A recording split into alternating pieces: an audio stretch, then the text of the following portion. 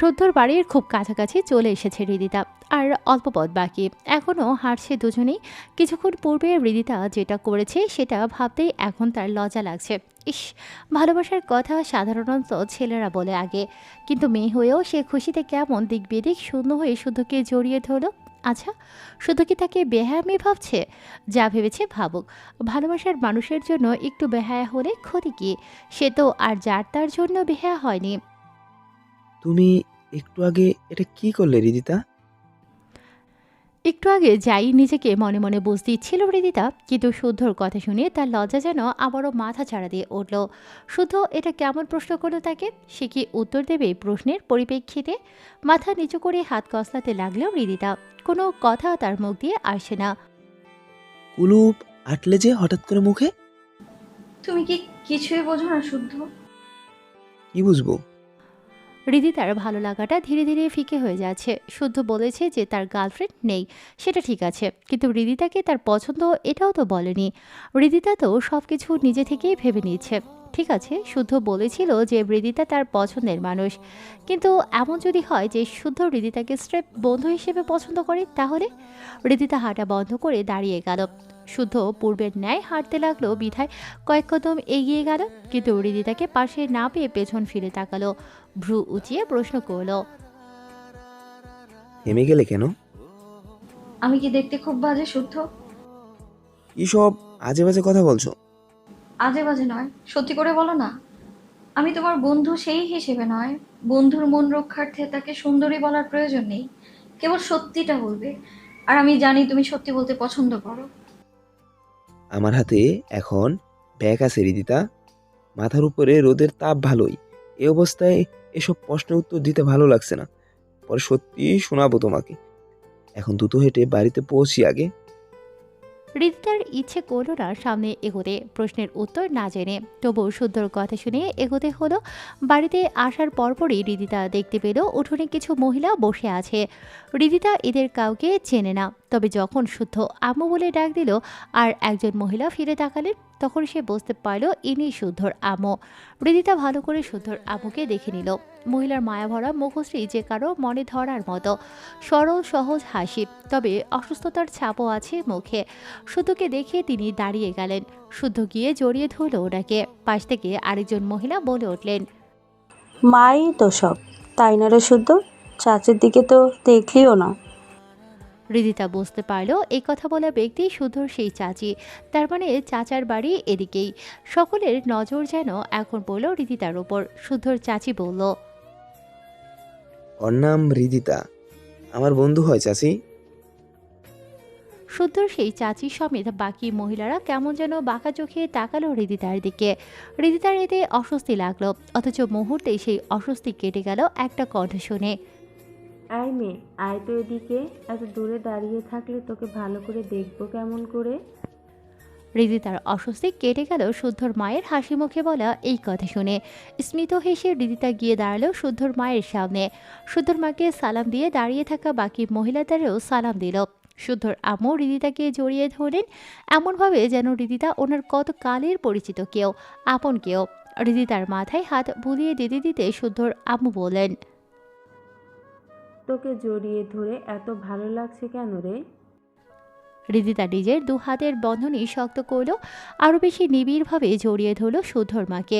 ইচ্ছে হলো মানুষটাকে শুরুতেই আপন ভেবে নেয়ার, তাই সম্বোধনও করলো তুমি করে। তোমার গায়ের ঘ্রাণ এত স্নিগ্ধ কি করে? এমন সুন্দর সুন্দর কথা বলিস বলেই বুঝি আমার ছেলে তোকে গ্রামে নিয়ে এসেছে।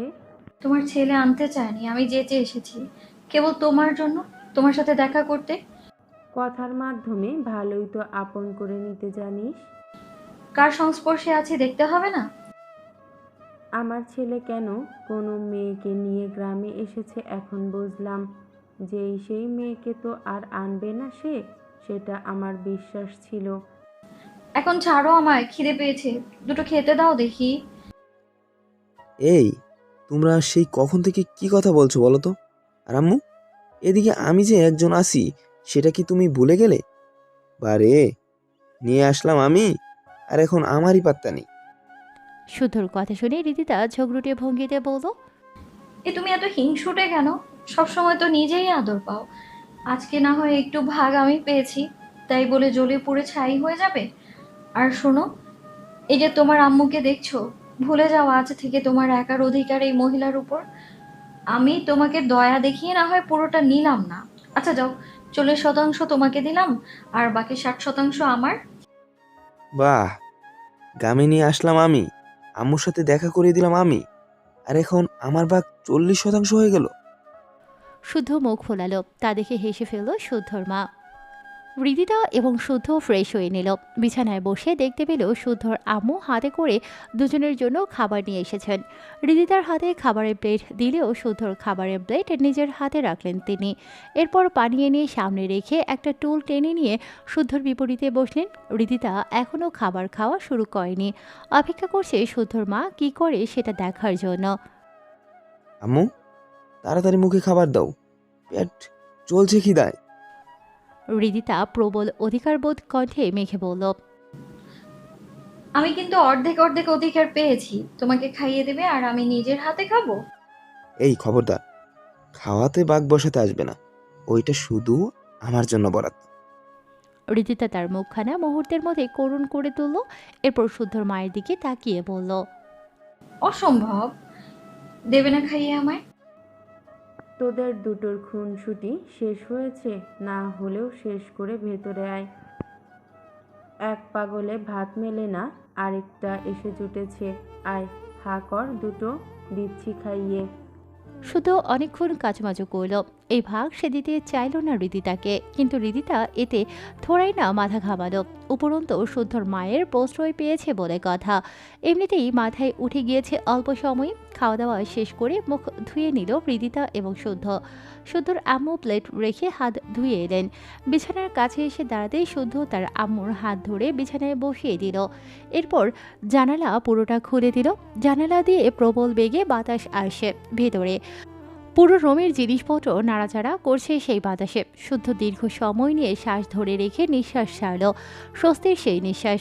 আম্মুর কোলে মাথা রেখে শুয়ে পড়ল সে। পাশে দাঁড়িয়ে থাকা হৃদিতা এতক্ষণ যাবৎ চুপচাপ ছিল, সবকিছু লক্ষ্য করছিল। এবার মুখ খুলে বলল, তা আমি কোথায় মাথা রাখবো? আমার জায়গাটা কোথায়? শুদ্ধ হাত পা ছড়িয়ে দিল বিছানায়। এর অর্থ হৃদিতাকে সে ভাগ নিতে দেবে না। শুদ্ধর এরকম ছেলেমানুষিক কাজকর্ম দেখে তার মা হেসে উঠলেন। শুদ্ধ, এত হিংসে করতে নেই। মেয়েটা তো আর সব সময় এসে বসে থাকবে না। সে আমাদের অতিথি, যেমন চায় তেমন করতে দে। এরকম জোর করে আমার অধিকার কেড়ে নিবে, সেটা যদি আগে জানতাম তবে কখনোই নিয়ে আসতাম না এই বিচ্ছুকে। তোমার ছেলে কি বললো আমাকে শুনলে? আমি নাকি বিচ্ছু? এই ঢং কম দেখাবে, সরো তো এখান থেকে। শোবো আমি। ক্লান্ত কি একা তোমার লাগছে নাকি? আমার কোনো ক্লান্তি নেই, দেখি সরো তো। আমি এক চুলো নড়বো না। আহ শুদ্ধ, এমন করছিস কেন? মেয়েটা একটু শুতে চাইছে তো দে না। কেন? খাট তো আরেকটা আছে, আমার সাথে কেন বাঘ বসাতে হবে ওর? তোমার ছেলেকে বলো জায়গা থেকে সরতে, নয়তো একটা রক্তারক্তি কাণ্ড ঘটে যাবে বলে দিলাম। এই, তুমি আমাকে শাসাচ্ছ? চুপ, একদম চুপ থাক দুটো। আমি ঠিক করব এখন কি করার। আমি পা ছড়িয়ে বসছি। দুইজন দুই রানের মাথা দিয়ে শো। আয়। শুদ্ধ গুটিসুটি মেরে শুয়ে রইল। এবার তার আম্মু ধমকের স্বরে আদেশ দেওয়ার হৃদিতার প্রতি রাগ দেখিয়ে উঠে বসল সে। হৃদিতা সেদিকে তাকিয়ে ভেঙচি কাটল। এরপর দুজন শুয়ে পড়ল দুদিকে। শুদ্ধর আম্মু দুজনের চুলে বিলি কেটে দিলেন কিছুক্ষণ। এত সুন্দর বাতাস পেয়ে আর মায়ের হাতের স্পর্শ পেয়ে শুদ্ধ তো ঘুমিয়েই গেল। এটা তার অভ্যাস, গ্রামে আসলে সে এভাবেই ঘুমায়। এমন পরিস্থিতিতে তার অল্প সময়েই ঘুম এসে পড়ে। হৃদিতা ঘুমোয়নি এখনও, তবে ভীষণ আরাম পাচ্ছে সে। চোখ বন্ধ করে সব কিছু অনুভব করছে। এর মধ্যে শুদ্ধর আম্মুর কণ্ঠ কানে গেল তার। তা কবে থেকে শুরু হয়েছে সব? হৃদিতা প্রশ্নাত্মক ভঙ্গিতে তাকালো শুদ্ধর আম্মুর দিকে, বলল, কি সব? তোদের মনের মিলন। হৃদিতা লজ্জায় লাল হয়ে উঠল যেন। শুদ্ধর আম্মুর শাড়িতে মুখ ঢুকালো সে। তা দেখে হেসে উঠলেন শুদ্ধর আম্মু। আমার কাছে লজ্জা পেয়ে কি হবে? আমি শুদ্ধর যতটা মা ততটাই বন্ধু। শুদ্ধ আমাকে সব কিছুই বলে। তোর কথাও বলেছিল, তখনই বুঝতে পেরেছি কিছু একটা তো আছে তোর মধ্যে। নয়তো আমার ছেলে কখনো তার মায়ের কাছে কোনো মেয়ে নিয়ে কথা তুলতো না। রিদিতা চমকে তাকালো শুদ্ধর মায়ের দিকে। তোমাকে শুদ্ধ বলেছে আমার ব্যাপারে? কি বলেছে? সরাসরি তোকে ভালোবাসে এমন কিছু বলেনি, তবে যতটুকু শুনেছি, যেভাবে শুনেছি তাতে কিছুটা হলেও আঁচ করতে পেরেছি। রিদিতা পাশে ঘুমিয়ে থাকা শুদ্ধর মুখের দিকে তাকালো। ছেলেটার প্রতি কেন যেন তার অন্তহীন ভালো লাগা কাজ করে। প্রতিটা মুহূর্তে এই ছেলের প্রতি তার দুর্বলতা যেন ক্রমবর্ধমান হয়ে বেড়েই চলেছে। অথচ এই ছেলে কিছু বুঝতেই পারে না। অবশ্য বুঝতে পারে না নাকি বুঝতে চায় না সেই ব্যাপারে রিদিতারও সন্দেহ আছে। কিন্তু শুদ্ধ না পারলেও তার আম্মু পেরেছে। আর শুদ্ধকে পেতে হলে যত দ্রুত সম্ভব শুদ্ধর নামের সাথে রিদিতার নামের সিলমোহর মেরে দিতে হবে। কারণ রিদিতার ভয় হয় ভীষণ, শুদ্ধকে হারিয়ে ফেলার ভয়। তাই তো লাশ লজ্জার আর কোনো বালাই না রেখে শুদ্ধর আম্মুকে বলেই ফেলল। তোমার ছেলে আমায় পছন্দ করে আম্মু? শুদ্ধর আম্মু অবাক কণ্ঠে শুধালেন। আম্মু, ডাকি তোমাকে? রাগ করবে? ব্যাপারটা তাহলে অনেক দূর গড়িয়েছে মনে হচ্ছে। না, কোথাও গড়ায়নি। তোমার ছেলের মনে আমাকে নিয়ে কি আছে আমি জানিও না, তাই জিজ্ঞেস করলাম তোমার ছেলে আমায় পছন্দ করে এমন কিছু জানো কিনা।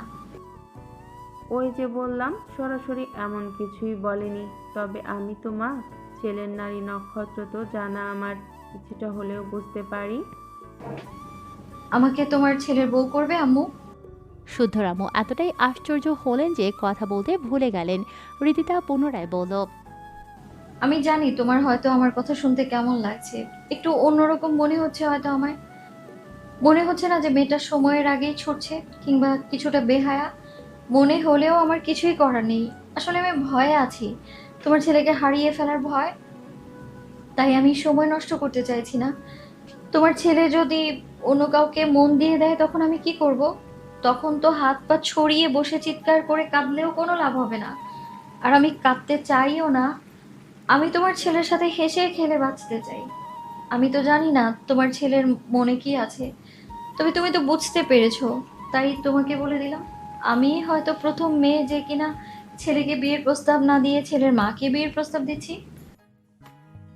তোর মনে যা আছে সেটা তো শুদ্ধকে বলতে হবে, নয়তো সে বুঝবে কিভাবে? তোমার ছেলে ইচ্ছে করে অবুঝ হয়ে থাকে বলে আমার মনে হয়। তবুও ভালো যেহেতু বেসেছিস, তবে একটাবার মুখ ফুটে বলে তো দেখ। আর তোমার পক্ষ থেকে সম্মতি? সেটা এখনো বোঝার বাকি আছে নাকি তোর? রিদিতা প্রশান্তির হাসি হাসলো। মনে হলো যেন সে শুদ্ধকে পেয়ে গেছে, আর এই পাওয়াটা তার জন্য অনেক অনেক কিছু। ঠিক আছে, আমি বলবো তোমার ছেলেকে মনের কথা, কিন্তু তোমার ছেলে যদি না মানে তখন? আমি আছি কিসের জন্য? আই লাভ ইউ আম্মু। বলে রিদিতা একটা ফ্লাইং কিস ছুঁল, যার দরুন হেসে উঠলেন শুদ্ধর আম্মু। মাথায় হালকা টোকা দিয়ে বললেন। পাগলি মেয়ে। বিকেলবেলা ঘুম থেকে উঠে শুদ্ধ নদীর পাড়ে গেল। বড়শি হাতে নিয়ে মাছ ধরতে বসলো। যথারীতি রিদিতা তার পাশে বসা। শুধু মনোযোগ দিয়ে মাছ ধরতে চাইছে, কিন্তু পারছে না। রিদিতা সেই কখন থেকে এই কথা সেই কথা বলে বকবক করে যাচ্ছে। শুদ্ধর অবস্থা এখন এমন, না পারছে কিছু বলতে আর না পারছে কিছু করতে। তুমি গাছে উঠতে পারো? মাছ ধরতে দাও। ধরো না, আমি কি তোমার হাত ধরে রেখেছি নাকি? মুখে কথা বলবে, তার সাথে মাছ ধরার কি সম্পর্ক? গ্রামে বেড়ে ওঠা যেহেতু গাছে উঠতে না পারাটা অস্বাভাবিক। তার মানে পারো? মাথা খাটাও রিদিতা, এত ভেঙে ভেঙে সবকিছু বলা লাগে না। তুমি সরাসরি বললেই তো পারো, এত ঘুরিয়ে কথা কেন বলো? যাকগে, শোনো, আমি গাছে উঠবো, তুমি আমায় শিখিয়ে দেবে? সে কি, তুমি গাছে উঠতে পারো না? বাদর হয়ে গাছে না উঠতে পারাটা তো বেমানান। এই শুদ্ধ, ভালো হবে না বলছি। শুদ্ধ গা দুলিয়ে হাসল। এরপর পুনরায় মনোযোগ দিল মাছ ধরাতে। আচ্ছা শুদ্ধ, শোনো না, আমি কিন্তু আবারও গ্রামে আসবো। জি না, আপনাকে আমি আর আনছি না। আপনার আনাও লাগবে না, আমি গ্রামে আসার রাস্তা চিনে গিয়েছি, নিজেই আসতে পারবো। তবে হুটহাট আমাকে গ্রামে দেখলে, বিশেষ করে আম্মুর সাথে দেখলে তোমার আবার না বিশ্বাস উঠে যাবে তো, তাই অগ্রিম জানিয়ে রাখলাম আর কি। শুদ্ধ পুরো ব্যাপারটাতে একটুও ভাবল না। তার ভাবনার কেবল উদয় হলো হৃদিতার শুদ্ধর আম্মুকে সরাসরি আম্মু ডাকা শুনে। তবুও শুদ্ধ অন্যভাবে কথাটা উড়িয়ে দিতে চাইল। উড়ে এসে জুড়ে বসার প্রবণতা তো দেখি তোমার অনেক বেশি। আমার এই পৃথিবীতে সবচেয়ে আপন মানুষটাকে তুমি জোর করে নিজের করে দাবি করে নিচ্ছ। এসব জোর জবস্তি কিন্তু ভালো না। তোমার আম্মু স্বাভাবিকভাবেই আমার আম্মু হবে। তোমার কোন কালের ভাই লাগে আমি? শুদ্ধর পিঠের উপর ধুমধাম করে কয়েকটা বসিয়ে দিল হৃদিতা। শুদ্ধর হাতে থাকা বড়শি টেনে ফেলে দিল। এরপর শুদ্ধের শার্ট খামচে ধরে তাকে নিজের দিকে ঘোরালো। বোঝো না তুমি, কিচ্ছু বোঝো না। শুদ্ধ মুখ ফিরিয়ে নদীর দিকে তাকিয়ে বলল, কি বুঝবো? এই, তাকাও আমার চোখের দিকে, তাকাও বলছি। তাকিয়ে কথা বলো। সবসময় আমার সাথে কথা বলতে গেলে কেন তোমার এমন লুকোচুরি? কেন চোখ নিয়ে? হ্যাঁ, সেটা জানতে চাই আমি। আজকেই বলতে হবে তোমায়। শুদ্ধ চুপ থাকার কারণে হৃদিতা আবারও একই প্রশ্ন করল, কিন্তু উত্তর পেল না। হৃদিতা শুদ্ধর দিকে কয়েক মুহূর্ত তাকিয়ে থেকে মৃদু হাসল, এরপর বলল, আমার চোখের মায়ায় পড়ে যাবে তুমি, তাই বুঝি তাকাও না? এই মায়ায় একবার পড়ে গেলে আর সহজে কাটাতে পারবে না, সেই ভয় পাও? শুদ্ধ ঢোক গেল। মেয়েটা হঠাৎ এর মধ্যে এমন বুদ্ধিমতী হয়ে উঠল কি করে? ঠিক মনের কথাটা ধরে ফেলেছে খপ করে। তবুও শুদ্ধ ঘাবড়ালো না, স্বাভাবিক কণ্ঠে বলল, আমি তোমাকে সেদিনও বলেছি রিদিতা, এসব প্রশ্ন আমার পছন্দ না। এটাও বলেছো যে আমি তোমার পছন্দের মানুষ, আর আমি জানি যে আমিই সেই প্রথম মেয়ে যার কথা তুমি তোমার আম্মুর কাছে বলেছো। সেটা কি এমনি এমনি? শুদ্ধ অবাক হলো। তার আম্মু সব বলে দিয়েছে? শুদ্ধর অবাক হওয়ার ব্যাপারটা হৃদিতা স্পষ্ট বুঝতে পারল। এখন ধরা পড়ে গেলে তো। শুদ্ধ, তুমি ভালোবাসো আমায়, সেটা মুখে বলতে তোমার এত কেন দ্বিধা? নিজে মুখে না বলতে পারো, কিন্তু এই যে আমি এতভাবে এত কিছু বোঝানোর চেষ্টা করছি, তবুও তুমি কেন এমন উদাসীন হয়ে আছো? তুমি বোঝোনি শুদ্ধ কেন আমি তোমার গার্লফ্রেন্ডের কথা জিজ্ঞেস করেছিলাম? তুমি বোঝোনি কেন তোমার গার্লফ্রেন্ড আছে ভেবে আমি মনমরা হয়ে পড়েছিলাম? তুমি কেন বোঝোনি আমি খুশিতে চিৎকার করে তোমায় শক্ত করে জড়িয়ে ধরেছিলাম যখন তুমি বলেছিলে তোমার কোনো গার্লফ্রেন্ড নেই? তোমার কি আমাকে যেন তেন মেয়ে মনে হয় শুদ্ধ, যে কিনা হুটহাট ছেলেদের গায়ে পড়ে যায়? শুধু বিশ্বাস করো, আমি কখনো কোনো ছেলের সাথে ভালোভাবে মিশিনি। যদি পড়াশোনার খাতিরে টুকটাক কথা বলা লাগে তো শুধু ততটুকুই, যার কারণে আমার কোনো ছেলে বন্ধুও নেই। তুমিই আমার প্রথম ছেলে বন্ধু। আর এতদিন পর্যন্ত আমি ভাবতাম তুমি কেবল আমার বন্ধুই, কিন্তু রবি সেই কবে থেকে বলছে জানো যে আমি তোমাকে ভালোবাসি। কথাটা আমি বিশ্বাসই করতে চাইছিলাম না, কিন্তু যখন বললো তোমার গার্লফ্রেন্ড আছে কিনা, সেটা শোনার পর থেকে না কেন জানি আমার মনটা খুব অশান্ত হয়ে আছে। আর যখন তুমি আমায় বলেছিলে তোমার প্রিয় মানুষ আছে আর তাকে কখনোই তুমি ছাড়বে না, তখন আমি নীরবে কেঁদেছিলাম শুদ্ধ। এই জন্যই জানালার পানে মুখ করেছিলাম, আমি তোমাকে চোখের পানি দেখাতে চাইনি। আর ঠিক তখনই টের পেয়েছিলাম তুমি আমার কতটা জোরে জায়গা নিয়ে ফেলেছো। আমার কোনো ছেলে বন্ধু ছিল না, সেটা যদি তুমি বিশ্বাস করো তাহলে তাহলে আশা করবো এটাও তুমি বিশ্বাস করবে যে আমি কখনো প্রেম করিনি, কারণ আমি কারো প্রেমে পড়িনি। আমার ইচ্ছে ছিল যার সাথে আমার বিয়ে হবে তার সাথেই আমি প্রেম করব, বৈবাহিক প্রেম। যার কারণে হয়তো আমার প্রাক্তন বাগদত্তাকে নিয়ে কিছু স্বপ্নও বুনতে শুরু করেছিলাম আমি। কিন্তু বিশ্বাস করো সেই স্বপ্নতে ভালোবাসা ছিল না, হয়তো ভালোবাসা জন্মাতো, কিন্তু তার আগেই তো সব শেষ। তবে জীবনে ভালোবাসার অনুভূতি আমি পেয়েছি শুদ্ধ। জীবনে প্রথম প্রেমের মোহে পড়েছি আমি, তোমার মোহে পড়েছি আমি। আমি তোমায় ভালোবাসি শুদ্ধ। I love you. এই পর্বটি এখানেই শেষ হলো। আর দুঃখিত, আমরা আর কি 40 মিনিট করে দিতে পারলাম না। আপনারা চেয়েছিলেন 40 মিনিট করে দেওয়ার জন্য, আমরা 2টা দিয়েছি কিন্তু এটা দিতে পারি নাই। আমরা 40 মিনিট করে দেওয়ার চেষ্টা করছিলাম, কিন্তু একটু সমস্যার কারণে হয়নি। কিন্তু পরবর্তী পর্ব 40 মিনিট করে দেওয়ার চেষ্টা করবো। আর এই গল্পটি আপনার কেমন লেগেছে তা কিন্তু কমেন্টে জানাতে ভুলবেন না।